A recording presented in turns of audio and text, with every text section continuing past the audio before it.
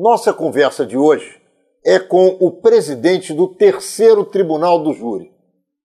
Juiz criminal, chegou à presidência desse tribunal por merecimento. O nome dele é Alexandre Abraão. Ele é um homem que combate o crime organizado e nós vamos conversar com ele sobre a situação do Rio de Janeiro, sobre o direito brasileiro e, obviamente, sobre o trabalho que ele desenvolve há muitos anos, colocando uma porção de gente que jamais poderia estar solta na cadeia.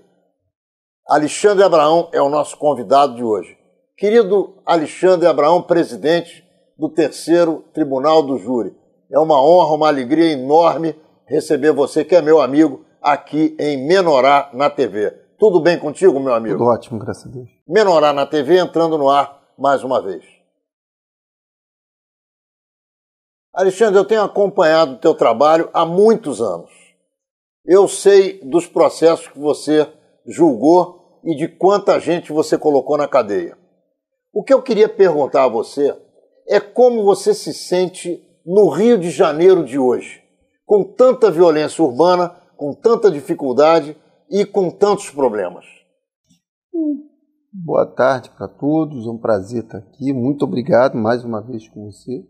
Eu me sinto como todo cidadão. As pessoas acreditam que o juiz é algo assim inanimado, algo intocável. Eu costumo brincar, debochar, dizer que as pessoas acreditam que a nossa capa nos transforma meio que no Batman. Isso não é verdade. Eu sou pai, sou filho, sou tio, sou padrinho, sou irmão. Naturalmente, a violência que cerca a nossa cidade, ela também causa em todos nós uma sensação muito negativa, não só em mim.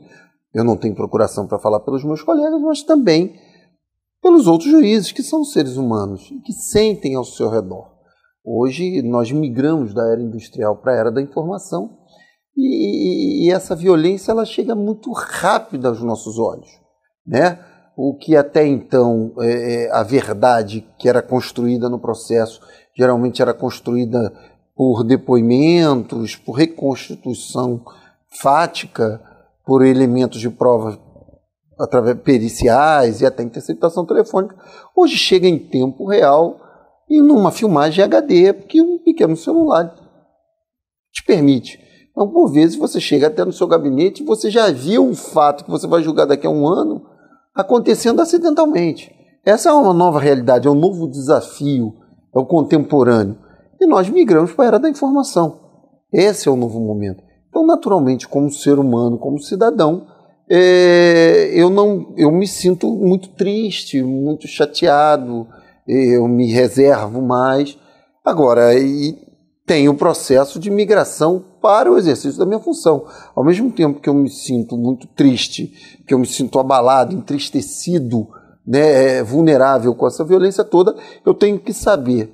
Isso para a gente acaba sendo um exercício bem tranquilo, bloquear isso a partir do momento que eu entro no fórum e que eu tenho que julgar o fato. Até porque, diante de cada fato, existem pessoas, existem direitos, interesses, e que nós temos que nos blindar emocionalmente até para produzir um julgamento preciso, correto e seguro. Ainda que para o mais repugnante dos acusados aos olhos sociais, porque ele tem um direito. Alexandre, como nós chegamos no Rio de Janeiro e no Brasil à situação que nós estamos passando?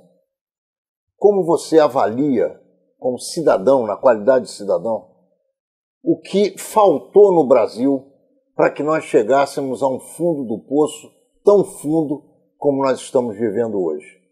O crime organizado, e eu quero depois que você me avalie também, se é bom que uma figura do crime, talvez uma das mais importantes figuras do crime organizado no Brasil de hoje, o Marcola, esteja na mídia como um ícone. São essas questões que nos trazem muita perplexidade, muita dificuldade de compreensão. Olha, o que acontece é o seguinte, eu costumo dizer que não existe bala mágica de prata.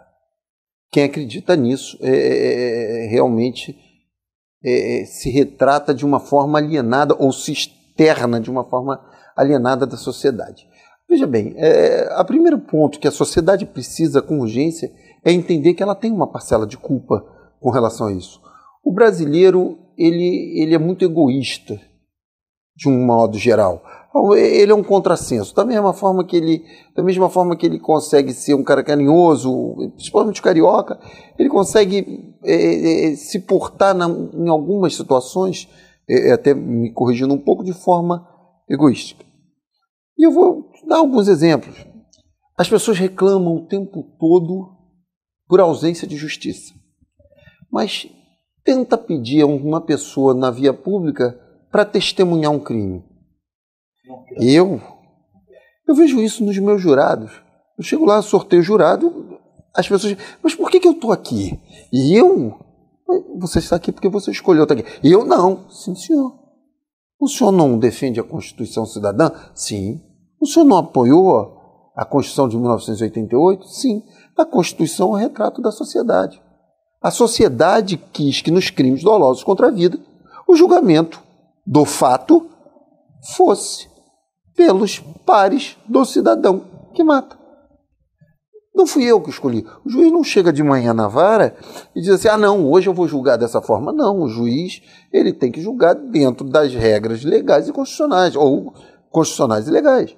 Então, na Constituição está prevista lá que os crimes dolosos contra a vida são julgados pelo cidadão. Quem escolheu isso foi o cidadão. Pouco importa se você estava vivo no período da Assembleia Constituinte, se você já era nascido, perdão, ou se você não era. A verdade é que houve uma Assembleia Constituinte. Essa Assembleia votou pelo artigo 5º da Constituição, que é uma cláusula, encerra algumas cláusulas pétreas, né, dispositivos que não podem ser revogados, dentre eles o Tribunal do Júri, e você prestigiou aquilo, até porque você vive no Brasil numa democracia.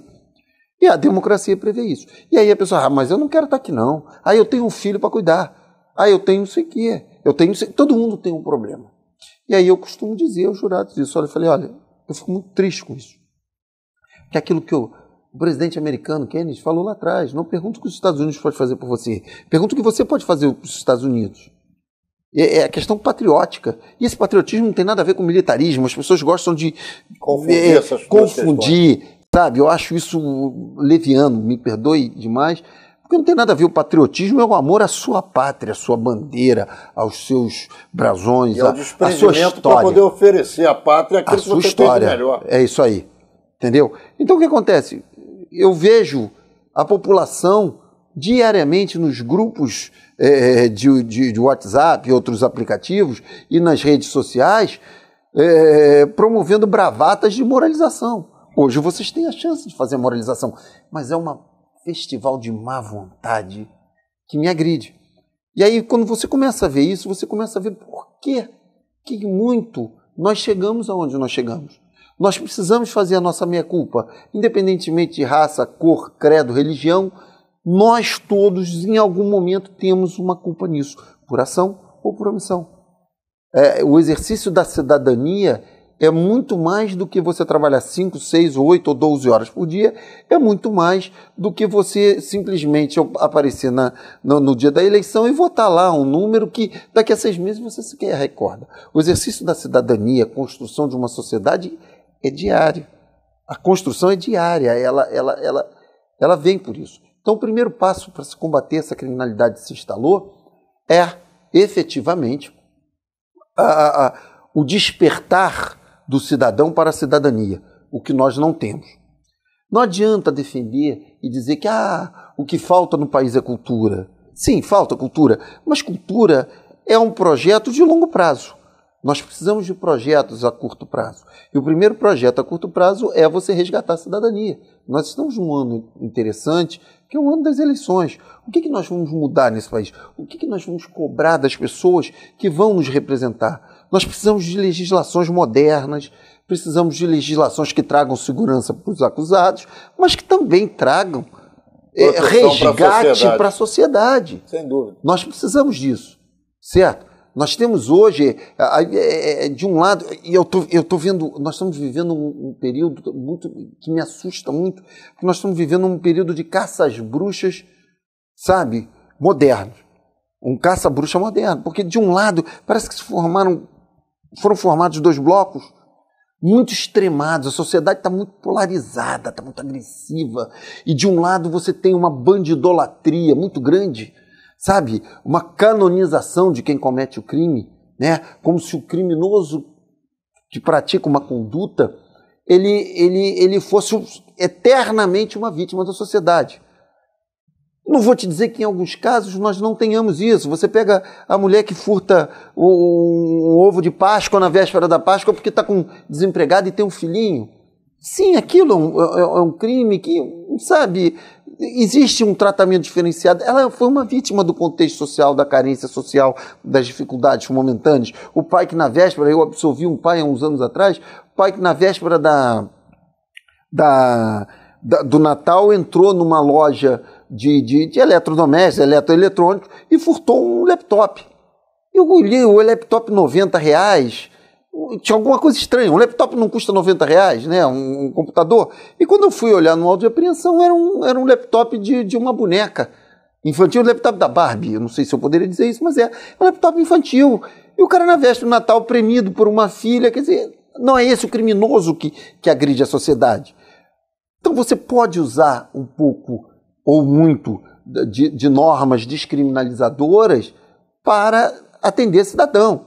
Mas você não pode dizer que é vítima da sociedade o sujeito que está em via pública, portando uma arma de guerra, efetuando disparos a toda sorte. A vulgarização do fuzil e das granadas no Rio de Janeiro é algo que assusta todos nós. Até porque um projétil daquele chega a andar 1.500 metros, causa uma lesão de destruição insuperável. Quer dizer, também ao lado disso, não existe vitimismo de um homem que vai para a rua, ou de uma mulher, de um ser humano que vai para a rua, que se diga ser humano, e que não se contenta simplesmente em subtrair ou roubar os seus bens, rouba seu bem e dá um tiro na cabeça do cidadão do nada, atira em criança, dentro de carro. Não há vitimismo nisso. O que não importa dizer também, aí eu pego outro bloco, que a prisão seja a regra. Então você hoje tem uma banda que quer abolir a criminalidade de um modo geral, porque diz que o crime é a produção do ato de uma sociedade que corrompe o outro ser humano e o torna vítima. De outro lado, você tem uma posição de que a prisão é regra para todo mundo. E que a prisão.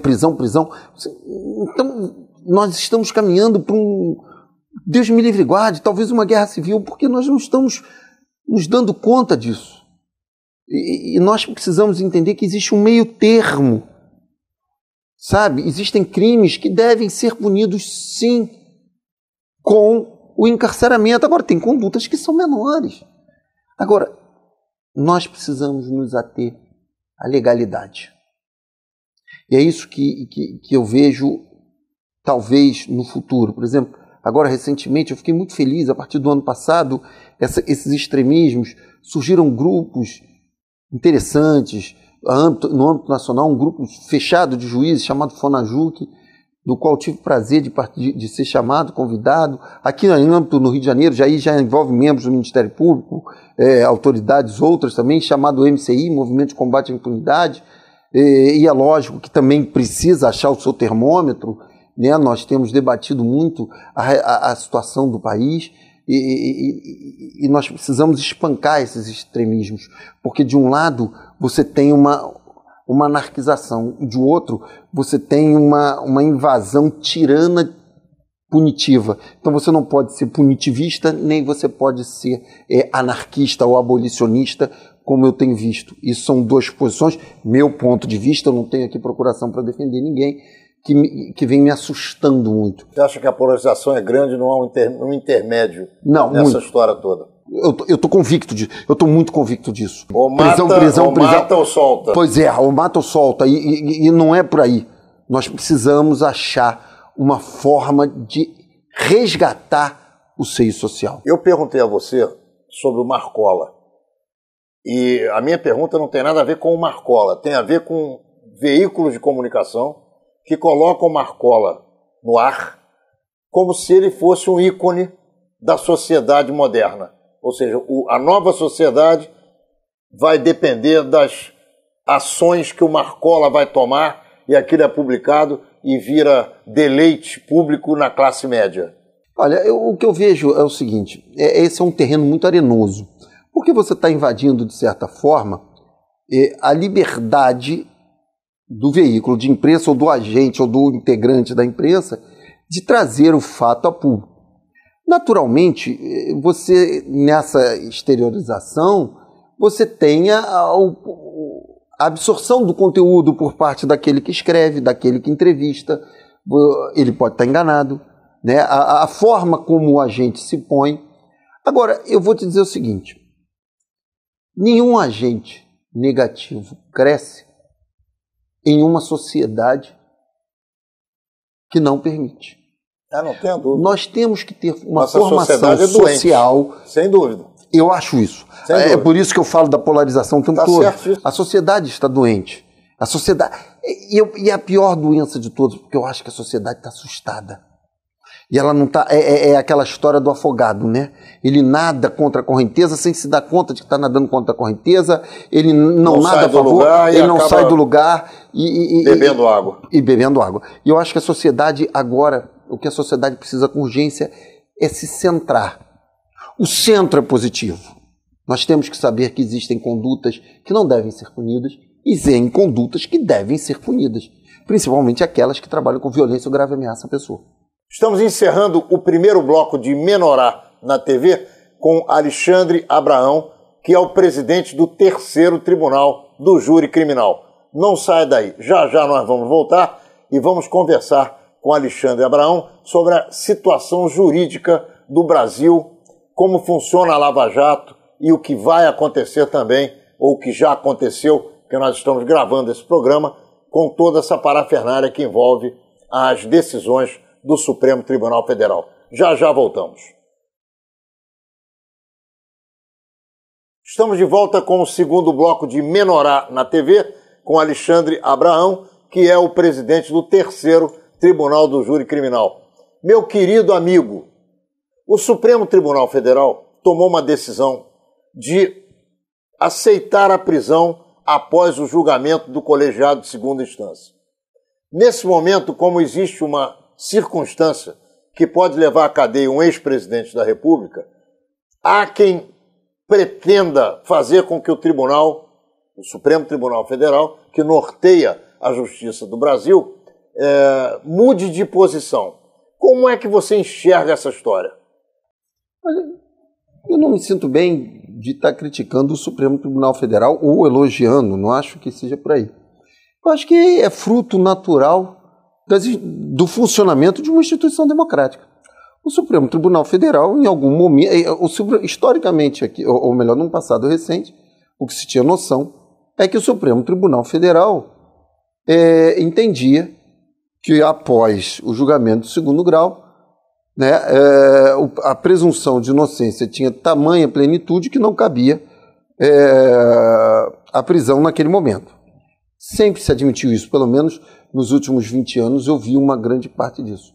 E recentemente, 2015, 2016, mais ou menos, naquele colegiado específico, você tem a mudança de um entendimento que, salvo engano, aí eu teria que pegar nos anais da jurisprudência para ler, já vinha sendo mantida há 20 anos. Então, se o Supremo Tribunal Federal voltar a adotar esse entendimento, ele, na verdade, está adotando um entendimento que ele já mantinha há 20 anos e que ele mudou. Eu não acredito efetivamente que o Supremo Tribunal Federal esteja julgando isso por causa da figura de um ex-presidente. O tema surge. E depois de 20 anos como juiz julgando, você vê que a jurisprudência muda a cada instante diante de um dinamismo social.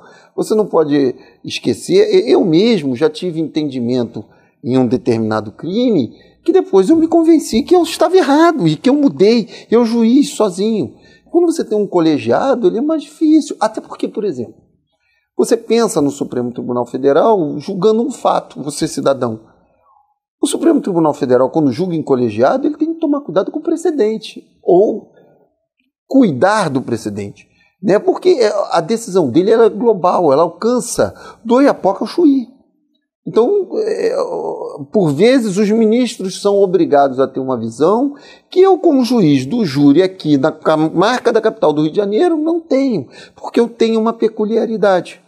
Então, eu acho que se o Supremo Tribunal Federal mudar o entendimento dele, não seria nada demais, como vinha mantendo há 20 anos, e em dado momento entendeu que caberia a prisão após o trânsito de segundo grau. E agora, se ele voltar a um entendimento anterior, também não teria nada demais, poderia ter acontecido o oposto. Nos últimos 20 anos ele sempre mudou esse entendimento, durante um pequeno período passou a dizer que a presunção de inocência não poderia impor a prisão e agora voltou a manter o entendimento. E há de se acrescentar aí a ideia de que houve a mudança, inclusive, de um ministro, né? Com a triste tragédia de um ministro que eu até palestrei com esse ministro, o ministro Teório Zavascki, um cara de uma cultura ímpar, uma pessoa sensacional, discreta, tranquila, equilibradíssima, sofreu aquele triste acidente em Angra dos Reis e faleceu. Quer dizer, e com isso nós temos um novo ministro, e esse ministro não se pronunciou sobre o fato. Como é que numa sociedade como a nossa se desenvolve o que se chama de crime organizado? Como uma sociedade com governos, com deputados, com todo tipo de poder estabelecido, aceita a criação de uma ameaça desse tamanho que você tanto combate, que é o crime organizado? Voltamos àquilo que eu disse lá no início. O crime, e ainda mais o crime organizado, ele se desenvolve na lacuna. Sempre na lacuna e na permissividade dos agentes públicos. Não adianta, essa regra é absoluta, posso dizer a você, em qualquer lugar do planeta. Independentemente se você funciona na ditadura ou na democracia, a criminalidade organizada que se instala no planeta todo, em qualquer país do mundo você tem alguma criminalidade organizada, umas maiores, outras menores, umas trabalham com violência, outras trabalham com colarinho branco. Existem, em via de regra, as duas criminalidades organizadas, mas você trabalha sempre na lacuna do Estado, na lacuna, nas omissões dos agentes públicos e na ganância do ser humano. Essa fórmula, eu, em 19 anos julgando crime organizado, eu tenho ela como absoluta na minha cabeça. Não há exceção.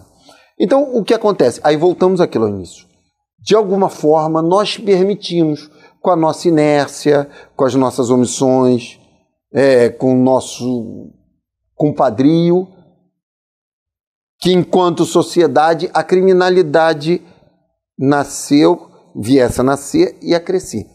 Nós não vamos banir o crime organizado no Brasil e em nenhum lugar do mundo, porque é da essência do ser humano, né? É o bombom e o mamão, aquela coisinha do anjinho e o demoninho, é a mudança do caráter do ser humano. A questão não é de vítima à sociedade, porque se você for falar que o criminoso é alguém que não tem chance, você vai ficar numa situação muito delicada, porque você vai ter que explicar, então, por que a criminalidade organizada do colarinho branco. Se o cara tem pós-graduação, doutorado, pós-doutorado, esse homem é uma máquina intelectual para o mal, né? Aquela história lembra da Guerra nas Estrelas, né? Do Darth Vader, né? Eu vou pro lado negro da força. Eu vou pro lado negro da força, né? Luke Skywalker. É mais ou menos infantil o exemplo, mas ele é bem preciso. É infantil, mas muito claro. Muito claro. Ele clareia para qualquer cidadão. É essa luta eterna entre o bem e o mal. Alexandre, você tocou num tema bipartido que a mim, do lado de fora, me parece que está caminhando para uma junção, que é o criminoso do colarinho branco com o criminoso da violência. Está acontecendo isso no Brasil e especialmente no Rio de Janeiro? De um modo geral, sempre aconteceu no mundo todo também. Porque o criminoso do colarinho branco, por vezes você tem histórias aí do criminoso do colarinho branco usar por contrato, né, casos inúmeros, não só no Brasil, no mundo, de pessoas de braços armados para intimidar determinados oponentes, enfim, problemas, né, delatores, etc. Você tem os casos de homicídios, não só no Brasil, Estados Unidos, Europa, daquelas pessoas que se tornam inconvenientes e o criminoso do colarinho branco emprega, geralmente, no tema de atentados contra autoridades públicas e tudo mais. Então, em alguns momentos, essa criminalidade, uma se serve da outra. Porque você tem que entender que é um outro mundo, é uma outra realidade. Eu, como juiz, consigo fazer esse papel de uma forma muito tranquila. Eu consigo me abstrair dos meus princípios, da minha visão, para entrar na cabeça da pessoa, para entender por que ela fez aquilo. O que não importa dizer que eu aderi à falta de caráter dele, não, mas eu entendo. O que não importa dizer, insisto, que eu concordo. Eu só preciso entender o fato que ele fez. Quais são as vertentes de raciocínio desse povo? São dois mundos. Eu costumo dizer o seguinte, por que o Instituto da Delação Premiada faz tanto sucesso no mundo todo? Porque o Instituto da Delação Premiada, ele parte do pressuposto de que quem vai delatar é alguém que está vivendo do crime. E quem vive do crime já deixou a ética, o caráter, em casa antes, pelo menos em casa. Então, na verdade, o cara que não tem caráter, não tem ética, ele é como um mosquito, ou como um sanguessuga. Ele encosta aqui nessa organização, porque essa organização é interessante. Dá sangue para ele. A partir do momento que ele não vê mais sangue nessa organização... Vai para onde dá sangue. Ele vai para onde dá sangue. E naturalmente, e onde nesse dá trajeto... sangue pode ser não cumprir uma pena. Pode ser não cumprir uma pena. Isso. Então, ele delata, porque quando nós travamos, o homem de bem, quando trava uma relação ética, uma relação de caráter, uma relação de decência, de amizade...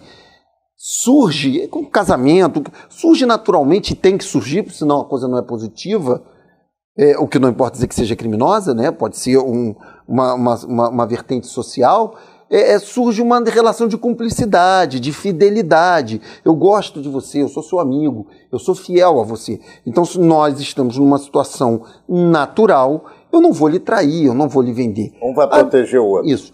Tudo que eu li, estudei sobre delação premiada, formou em mim essa certeza de que a delação premiada só surgiu no mundo todo, inclusive se tornou sucesso no país, porque num período antecedente se viu que efetivamente o sujeito não tinha caráter, não tinha ética. E o que é melhor ao sujeito que não tem caráter, que não tem ética, do que o Instituto da Delação? Não, eu vou delatar, porque eu não quero ir para a cadeia, eu não quero perder meu status. A delação é isso. O que não importa dizer que a delação é antiética. Uma delação bem feita, ela é muito positiva. Não vamos nem pensar em prisão, em cadeia, não. Vamos pensar nos valores que estão sendo resgatados no Brasil todo, com as delações. Lava Jato, nas operações do Rio de Janeiro, nas operações de Brasília, até nas operações estaduais mesmo. Nós temos casos de delações, de delações premiadas em processos locais que geraram um reembolso financeiro. Ô Alexandre, qual foi o caso emblemático da tua vida? Aquele que você, quando viu, se assustou, mas que se saiu melhor do que a encomenda? Rapaz, foi um caso muito peculiar e que me emocionou muito. Eu era juiz do Tribunal do Júri de Bangu e esse caso mexeu comigo.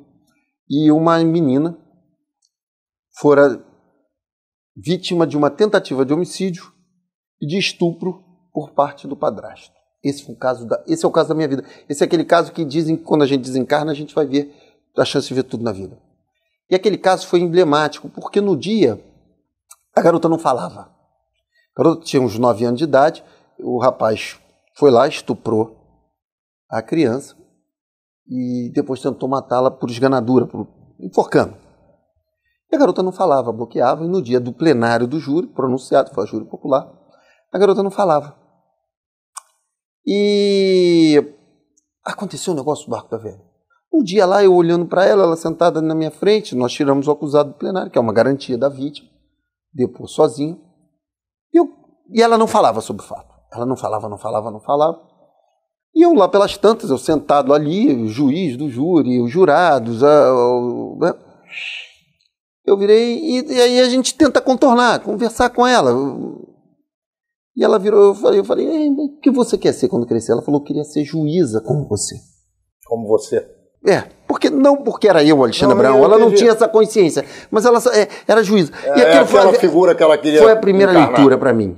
Ela queria encarnar a figura da justiça, porque ela era vítima de uma injustiça. E aquilo me emocionou. Aí eu virei para o oficial de justiça, foi um lapso, eu não vejo virtude, foi talvez Deus, e é uma coisa que foi positiva. Aí eu virei para o oficial de justiça e falei, então, eu sou o presidente desse tribunal, eu vou te investir no cargo de juíza. E eu peguei a capa do oficial de justiça, botei nela, a garotinha pequenininha, aí eu botei e falei, fiquem todos de pé, a nova juíza. E eu mudei de lugar com ela e sentei no banco das testemunhas e botei ela em pé no meu banco. Aí ela virou para mim e falou, e agora, o que eu faço? Eu falei, agora você é juíza, você tem que mandar todo mundo sentar, estamos todos de pé. E ela, sentem todo mundo. E agora, o que eu faço? A minha secretária digitando do lado, eu falei, agora a gente precisa apurar o fato, né? Saber se o fato que está aí na denúncia é verdadeiro, se é mentira, se aconteceu, se não aconteceu. Nós precisamos descobrir se esses fatos aconteceram. Agora você vai parar um pouquinho, nós vamos encerrar o segundo bloco e você vai continuar a contar essa história no terceiro bloco de Menorá na TV com Alexandre Abraão, o presidente do terceiro Tribunal do Júri Criminal do Rio de Janeiro. Não sai daí, já voltamos. Estamos então dando início ao terceiro bloco de Menorá na TV com Alexandre Abraão, o presidente do terceiro Tribunal do Júri Criminal do Estado do Rio de Janeiro. Então você sentou a moça na posição de juíza e ela começou os trabalhos e você disse a ela que ela precisa apurar o fato. Então, e eu falei, você agora como juíza, você precisa apurar esse fato. Sabe? A gente precisa saber se esse fato aconteceu, porque os jurados vão julgar. E cabe ao presidente do júri julgar isso e tal. E eu tinha dado um sorvete para ela antes. É a humanização da justiça. É a humanização da justiça. Da mesma forma que a gente tem que ter. A justiça criminal tem que cuidar do acusado. Não pode expor o acusado aos leões. Tem que cuidar da vítima. Tem que cuidar da vítima também. Nós temos que ter respeito com o cidadão. Até porque ele é um prestador. Ele paga aquele serviço. Eu sou agente político, mas ele paga pelo nosso serviço, de alguma forma. Então eu tenho muito respeito pelas vítimas, porque a vítima acaba sendo uma figura que ficou para escanteio nessas interpretações contemporâneas. Eu tenho muita preocupação com isso, como também acho que o acusado não deve ser exposto ao leão, não. Ele tem que ser blindado, protegido, tem que ser respeitado, tem que agir com integridade. Eu falei, e aí, voltando ao fato, eu falei isso para ela. Falei, cara, cabe ao juiz-presidente, filha, colher a verdade desse fato. A gente precisa saber, nós precisamos informar os jurados se esse fato aconteceu. Porque os jurados têm que julgar esse fato daqui a pouquinho na sala secreta. Ela virou. Falou, não, mas os fatos são verdadeiros, aconteceu assim. Ela contou pela primeira vez tudo que tinha a história toda. E aí, a parte que foi, eu acho que sintomática, que ela vira e fala assim, não, tio, inclusive, ele bota o negócio na minha mão, até sórdido, mas eu acho que a sociedade precisa saber dessas coisas. A sociedade precisa entender a realidade que ela vive. E saiu um líquido grudento na mão, sabe, tio? Feito um sorvete derretido do McDonald's. É uma peculiaridade muito... Porque o julgamento desse tipo de crime ele é muito sensível. E, bom, os jurados condenaram o acusado. Com 9 anos de idade, ela não saberia disso se não tivesse acontecido. Foi a sensação que eu tive. É óbvio que e me emocionou muito, porque e ela foi embora. Passado alguns anos, na véspera de Natal, uns 3 anos, ela me procurou e falou, eu vim aqui cobrar aquele livro que o senhor me prometeu. Peguei um vadimeco. Deu para ela. E dei para ela, fiz uma dedicatória para ela. E ela disse para mim assim, eu vou ser juíza mesmo um dia, e você vai na minha posse. E aquele sorvete que você me pagou, eu vou te pagar também. E esse foi. Eu vou morrer lembrando disso. Quanto tempo tem isso? 8 anos. Daqui a pouco você vai na posse dela. Tomara. Pode estar certo. Espiritualmente eu acho que eu vou assistir essa posse. Eu não tenho dúvida nenhuma. Pode acreditar. Eu espero por Deus, porque eu acho que aquela menina, que eu não me lembro hoje o rosto dela, mas eu me lembro do fato. E ela fez uma cartinha. Mas ela vai te procurar. Ela fez um cartão um cartão para mim muito bonito, com aquela letrinha de criança que eu guardo no meu altar. Ô Alexandre, quem foi o criminoso mais perigoso que você botou na cadeia? Geralmente quem bota eu nunca botei ninguém na cadeia, né? Sim, mas você tem que dar a sentença. Pois você é, você que se coloca, né? É. Olha, de um modo geral, eu tive a triste sina de julgar diversas facções criminosas, não só envolvendo criminosos fardados. É sempre deprimente você condenar agentes do Estado, mas você tem que condenar. Eu, infelizmente, tive esse desprazer, e não foram poucos, foram muitos. É engraçado, esses dias um repórter me procurou querendo fazer um trabalho, eu nem quis que esse trabalho saísse, mas vou desabafar aqui para você. Ele falou assim, pô, doutor, fizemos uma pesquisa e nos últimos 40 anos não há no Tribunal de Justiça do Rio de Janeiro, ou na Justiça do Rio de Janeiro, um juiz que prendeu mais agentes da segurança pública envolvidas com crime organizado que o senhor. E eu falei, pô, é uma triste estatística, por favor, eu não quero participar dessa entrevista, eu não quero participar dessa reportagem, porque é uma reportagem que te agride, né? Ô Alexandre, eu hoje de manhã, bem cedo, como todo dia eu faço, ando na praia, para tentar cuidar um pouco da minha saúde, do meu físico. E hoje encontrei um companheiro, um amigo, e lá pelas tantas, conversando sobre tudo que está acontecendo no Brasil, e no Rio de Janeiro especialmente, ele me disse o seguinte, infelizmente, a opinião dele não é a minha, infelizmente a PM é fardada de manhã e é bandida a partir da tarde e noite. Eu não acredito nisso. Eu acredito que não haja só pessoas ruins e boas em lugar nenhum. Tem de tudo, em tudo que é lugar. Agora, eu pergunto a você, o que significa para uma região como o Rio de Janeiro mais de 200 policiais assassinados? Olha, me agride a generalização. Desculpa, generalizar não é inteligente, porque não existem só anjos na sociedade, como não existem só demônios. Se você for pensar o policial, o político, o juiz, o repórter, ele é fruto do meio. É um ditado até que eu ouvi de um oficial da PM uma vez, fala assim, doutor, o policial não é retirado de Marte, ele é retirado dessa sociedade. Então, o bom policial e o mau policial, ele é fruto desta sociedade. Nós erramos em algum momento, hora mais, hora menos, em algum processo seletivo. Tá certo? Eu tenho severas críticas a isso. Agora, não existe uma segurança sem investimento. Nós somos sob a égide da intervenção federal, não militar. Intervenção federal, que é materializada em um general. Eu trabalho com as Forças Armadas desde 2014, auxiliando nas palestras, nas tropas, e eu posso atestar a você uma coisa muito certa. A cúpula da intervenção estadual hoje no Rio de Janeiro é formada por pessoas muito sérias. O interventor tem uma biografia sensacional. É um homem seríssimo. A assessoria dele, os oficiais, eu tive a oportunidade de conhecê-los nesses debates, nesses palestras, são homens seríssimos. São patriotas natos.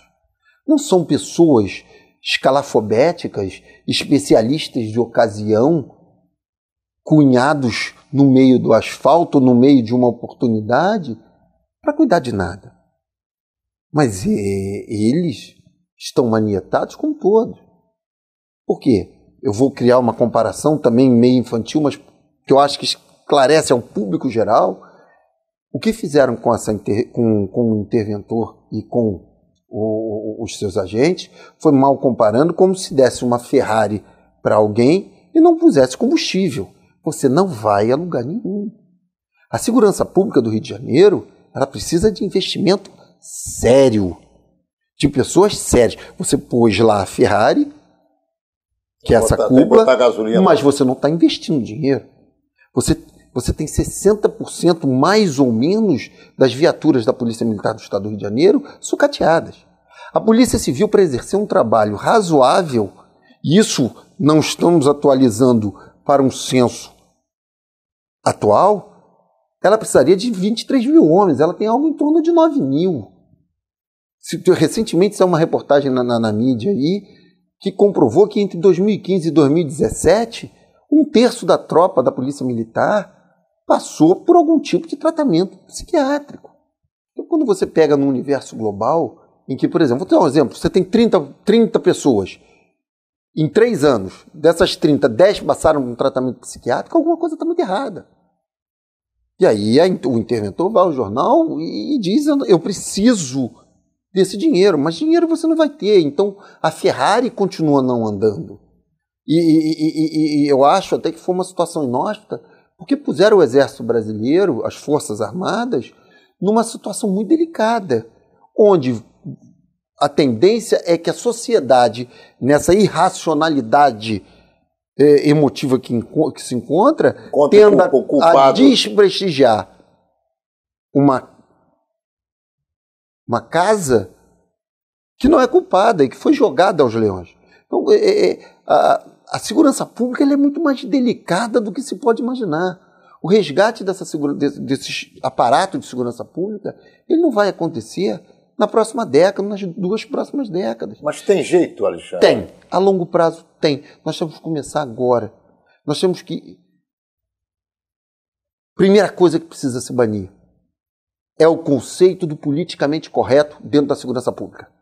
Segunda coisa, banir o palpiteiro, o especialista de ocasião. Terceiro, deixar que técnicos cuidem do que é técnico. E quarto, parar de vender ilusão. São ilusionistas. Aquele que disser que cuida da segurança pública em um tempo razoável não vai. Se você entrar dentro da sua casa hoje e precisa fazer uma obra geral, você vai levar 6 meses, atrasa a obra, 1 ano, 2 anos. Hoje você vai ter que resgatar computadores, você vai ter que resgatar veículos, você vai ter que resgatar o material humano. Você não pode dormir e acordar com 4 mil homens na rua. Você não vai preparar 4 mil homens em 5 meses, em 6 meses, até com essa penúria financeira. Você não vai pôr um homem bem preparado na rua. Você precisa reestruturar o processo de formação. A entrada tem que ser diferente. A entrada tem que ser disciplinada, seletiva, com volumes pequenos, para que se forme bem. Eu vou te dar até um exemplo bem próximo, porque é uma delegacia que basicamente trabalha para nós juízes do júri. A delegacia de homicídios. Nem tudo é perfeito, nem tudo é negativo. A delegacia de homicídios, o conglomerado de homicídios, da forma como foi implementado, ele é positivo. Mas hoje a delegacia de homicídios vem descendo a ladeira na produção técnica por falta de material humano, por falta de computador, por falta de jato de tinta, por falta de impressora, por falta de viatura, por falta de material técnico, falta tudo. Nós temos um país que se mata 60 mil pessoas por ano, mais do que a guerra do Afeganistão. Como é que você trabalha? Vamos falar de morte, porque eu acho que crime de morte é um crime que... O crime de sangue, eu gosto de falar do crime de sangue para ficar bem marcado, é um crime muito delicado. Você não pode ter cerca de 14, 15 locais de homicídio por dia no Estado. Pelo menos mortes violentas. Sabe? Onde está isso? Cadê outra polícia que precisa de um investimento? Polícia técnica, nós estamos no século XXI. High-tech, tecnologia de ponta, boas filmadoras, boas câmeras, material para colher sangue, DNA. Você não tem isso. Você tem o Instituto Médico Legal acéfalo. Perícia em armamento. Você não tem uma polícia técnica pálida. E não é pálida. E olha que eu trabalho com alguns peritos que vão a plenário prestar depoimento, que me dá muito orgulho. Eu me pergunto todo dia por que esse material humano ainda se empenha. E aí eu entro volto até aquela questão do seu amigo. A polícia veste a farda de dia e tira a farda de noite. Não é todo mundo. Se você me disser que tem pessoas que estão envolvidas nisso, tem. Infelizmente, eu tenho essa triste estatística. Eu prendi para mais de 300 policiais, 300 e tantos policiais nos últimos anos. Mas o que não importa é dizer que o que são 300, vamos lá, 400 policiais. O que são 400 policiais num universo de 60 mil, 40 mil? Você não pode nivelar. O juiz busca lógica e coerência nas coisas. Eu não consigo entender isso. Alexandre, nós estamos chegando ao final do programa. Eu queria pedir a você que deixasse uma mensagem de positividade nesse baú de problemas que nós estamos vivendo no nosso estado do Rio de Janeiro. Primeira coisa, se eu pudesse hoje, tivesse o dom, eu diria à sociedade, pelo amor de Deus, acorda. É aquilo, não pergunta o que o Brasil pode fazer por você. Pergunta o que você pode fazer para o Brasil. Eu sou cético. Eu não acho que pessoas como eu, como você, nós não vamos assistir um Brasil melhor, mas nós vamos deixar para os nossos netos. Porque geralmente nós vamos perder umas 2 ou 3 gerações na formação de um país melhor. Mas o que nós estamos deixando para os nossos netos é essa porcaria aqui. Pois é, mas a gente pode começar a mudar hoje. E eu hoje. fico perguntando a mim mesmo onde é que foi o meu erro. E é triste, porque eu recebi um Rio de Janeiro do meu pai e dos meus avós muito melhor do que eu estou deixando para os meus filhos e para os meus netos. Vamos olhar para frente. Se é essa a proposta. Eu também acho, e eu me pergunto todo dia onde eu errei. Mas, ao mesmo tempo, o que pode parecer um contrassenso não é, eu tento olhar para frente. Está na hora da sociedade acordar. Ela tem que se indignar, ela tem que ir para a rua. Não é para a rua quebrar nada, não é para a rua com cara tampada. Porque eu não aceito que você vá brigar por um país melhor já escondendo o seu rosto. Eu aceito que você vá denunciar um crime de uma organização criminosa lá pelo Disque Denúncia. Isso eu aceito. Mas eu não aceito que você vá para a rua tampar o rosto para brigar por um país melhor. Eu não aceito isso, é meu. Então eu aceito que a sociedade vá cobrar na rua. Cobre daqueles que ela elege. 2018 está aí, nós estamos o quê? 6 meses? 6, 8 meses de uma eleição. Nós temos que ter mais atitude enquanto cidadãos. Nós temos que nos apresentar mais a título de solidariedade, a título de construir um Brasil melhor. Cultura, nós precisamos sim, mas a cultura há de se projetar para frente. A cultura é como uma árvore. Você planta, rega, e ela vai chegar lá na frente. Ela vai crescer um dia. Alexandre, que nós chegamos ao final do programa, eu queria oferecer a você os nossos microfones e as nossas câmeras para que você se despedisse dos nossos telespectadores fazendo suas considerações finais, mas eu quero deixar registrado aqui, em primeiro lugar, a notícia que você me deu, porque eu não te convidei porque você é presidente do Terceiro Tribunal do Júri, e sim porque eu acredito que você seja um dos melhores juízes que já passaram pelo Rio de Janeiro na área criminal. Somos amigos, eu conheço o teu trabalho, acompanho o que você faz e tive uma alegria enorme de saber que você hoje é o presidente desse tribunal. Então, eu quero pedir a você que deixe suas considerações finais aqui para os nossos telespectadores e quero te agradecer muito ter estado aqui conosco por essa hora. Olha, primeiro eu queria agradecer muito a oportunidade de falar. Falar para o juiz é difícil. E eu tento sempre externar a minha visão sem o juridiquês. Eu acho que a sociedade tem que entender. Por isso que eu uso aqueles exemplos infantis, que são, talvez, sejam até impróprios. Todo mundo entende, meu sejam amigo. Impróprios para um juiz, né, da Ferrari sem gasolina, do Luke Skywalker, mas é porque eu me angustio muito. Eu acho que a minha razão de ser tem que se materializar e um dia eu poder olhar para trás e dizer assim, eu ajudei a construir um país melhor. Se eu errei, se eu acertei, não sei, mas eu queria ter a certeza que eu me empenhei. Eu acho que a sociedade precisa se empenhar mais. Não estou pedindo a ninguém que morra pelo Brasil, mas que atente mais para essa realidade. Eu só tenho que te agradecer essa oportunidade. Eu espero efetivamente que eu tenha levado às pessoas o que de fato eu acredito, porque eu vim aqui desarmado da função, eu vim aqui desarmado da minha razão, eu vim aqui armado da minha cidadania. E eu vim aqui trazer a experiência de tudo que eu vi. São 19 anos, eu estou caminhando agora para 20 anos julgando o crime organizado. Já sofri muito com isso, já fui perseguido, acho que ainda vou ser muito perseguido. também é do meu cargo, não estou aqui fazendo melodrama. Eu costumo, de uma forma bem infantil, dizer o seguinte: se eu fosse florista, eu furava a mão com espinho. Eu sou juiz criminal, eu tenho que passar pelo que eu estou passando. Foi a minha escolha, eu não posso fazer aqui melodrama. Mas eu queria muito que a sociedade acordasse mais para os seus compromissos. Eu acho que aí sim nós vamos começar a trazer o Rio de Janeiro de volta. E que parem de acreditar em mágica. Não existe bala mágica de prata. O Rio de Janeiro não vai dormir como está e vai acordar Nova York. Não vai. E aí eu termino até dando uma prova.